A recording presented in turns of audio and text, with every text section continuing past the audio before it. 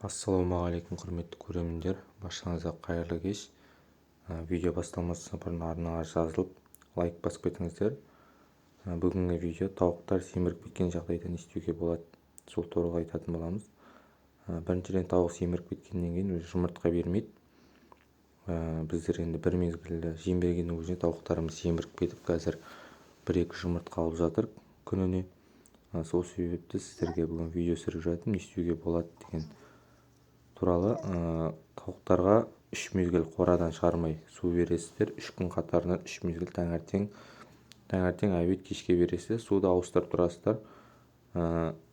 Сосын қорадан шығармайсыздар. 3 күн бойы 1-2 күннің ішінде тауықтар өзінің семіріп кеткен майларын 1-2 күнде жеп қояды өздері іштей.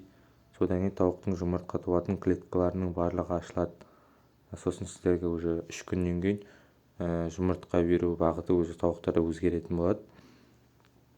Сіздерге арғаты жұмыртқасын туып бере береді. Сол себепті осы әдісті істеп көріңіздер. Видео ұнап жүзеге асып жатса, лайк басып, тағы да комментарияға пікірлеріңізді қалдырып кетіңіздер. Видеоларымыздың барлығын ретке шығарып жіберейік. Әзірге жақсы сау болыңыздар. Келесі видеода көріскенше.